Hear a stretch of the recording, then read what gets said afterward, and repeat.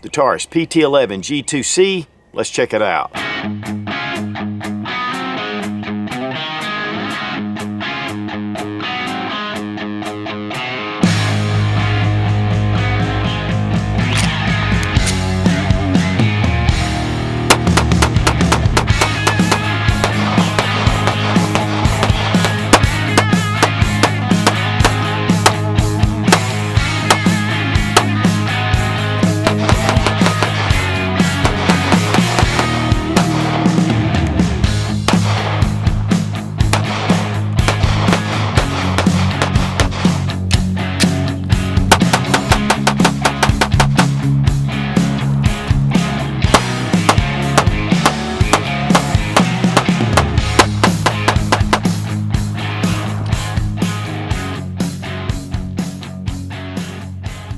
Taurus was founded in 1939, and in 1941 they offered their first revolver. They've had connections with Smith & Wesson and with Beretta. They're down in Brazil and have been making really fairly reasonably priced firearms for a long time.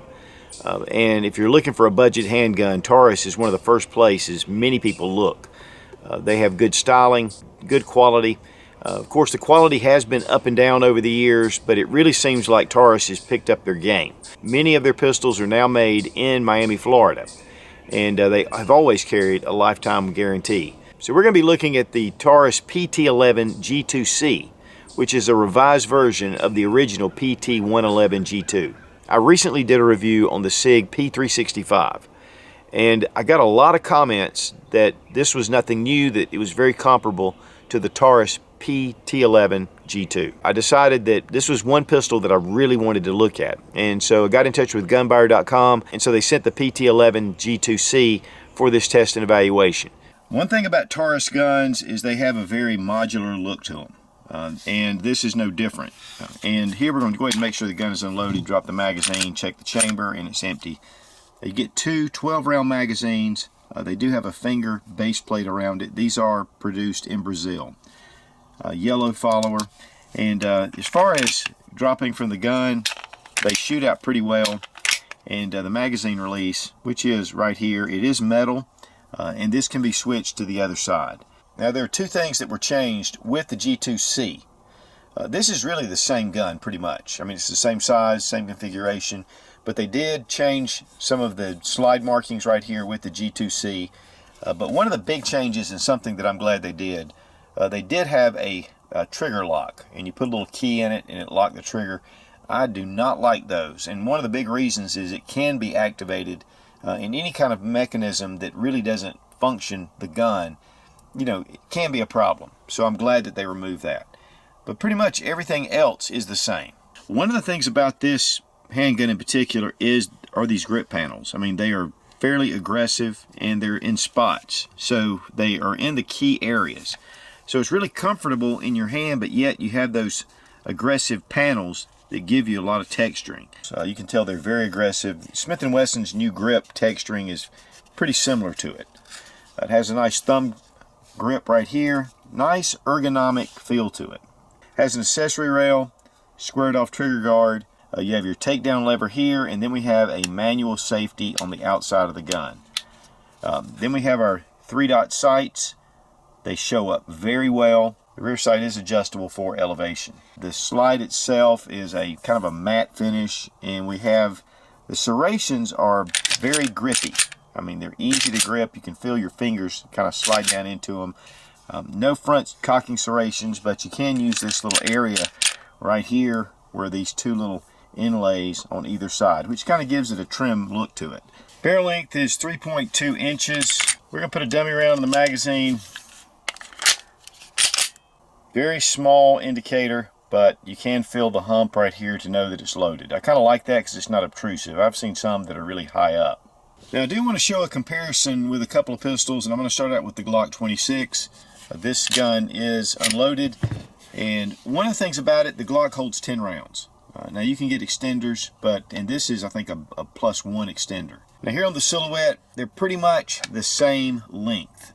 The Glock trigger comes out quite a bit, the trigger guard.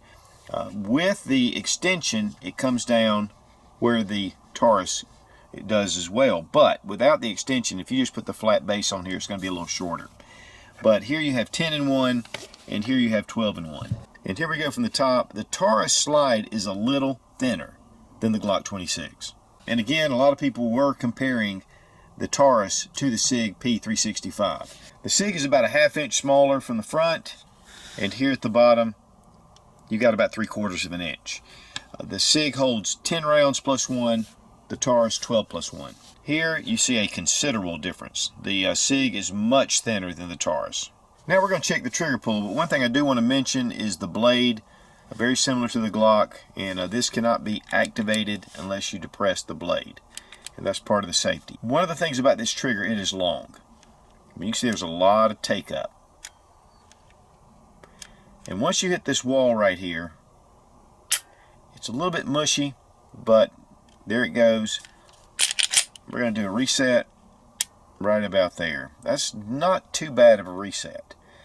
But one of the things about this trigger, for me, is when I took it out of the range, I kind of had to learn the trigger.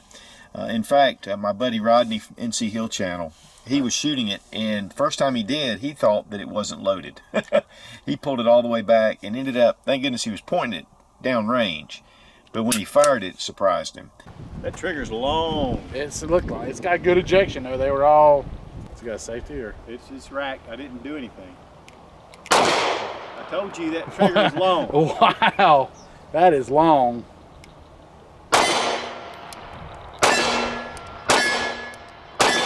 Most of your striker fire pistols, when you pull the trigger and there just happens to be a dead round, maybe there's a bad primer or whatever.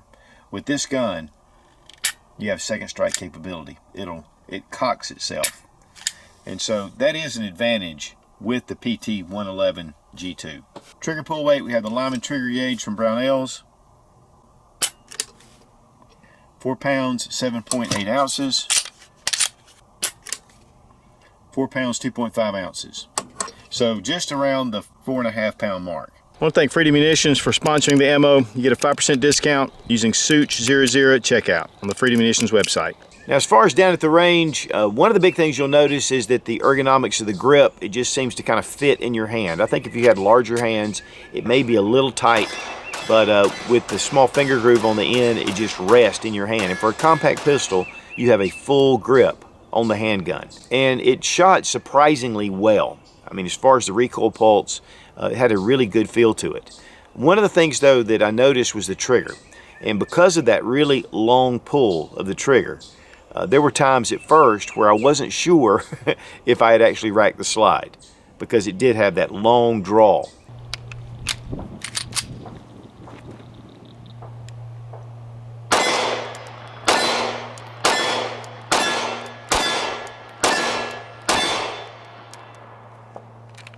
Once you get used to this gun, if you take it out and shoot it a few times, it doesn't take long to get accustomed to the way this gun shoots.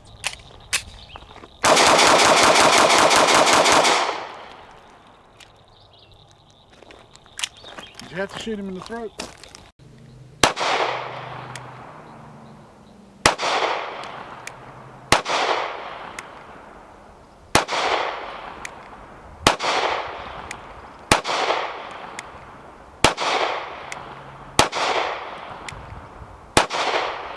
Now for disassembly, we're going to drop our magazine, check to make sure the gun is unloaded.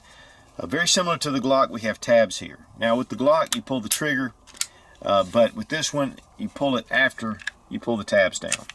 So what happens is you're stuck here, pull it, and then you're out. And I think that has to do with the second strike capability mechanism.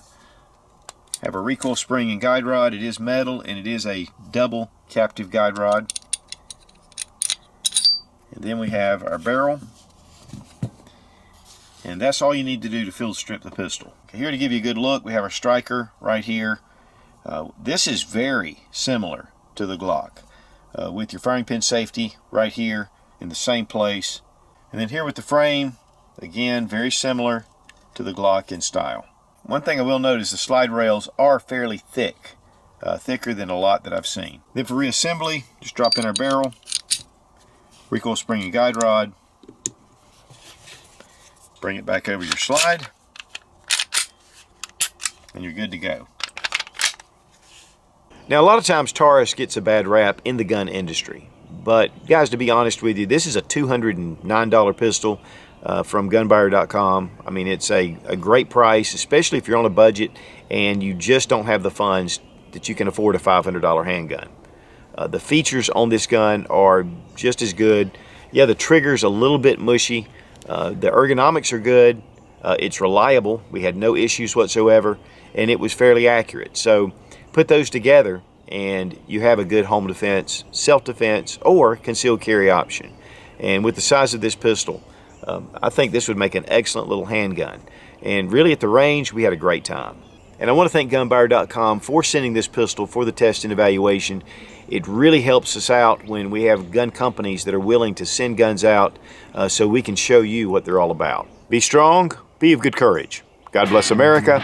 Long live the Republic.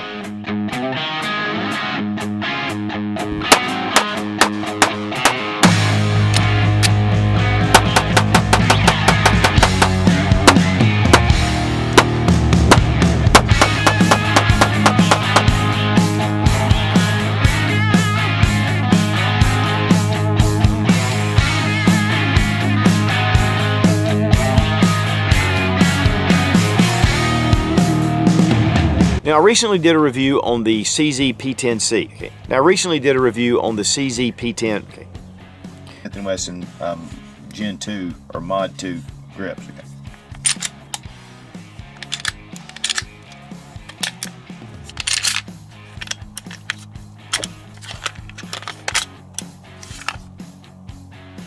Okay. Now, a lot of people were talking about the SIG comparison. Here's the Pig 3. I mean, what's not to like? I don't want to say that because people go, I don't like Taurus. Great guns, super freaking great. Just great and super great.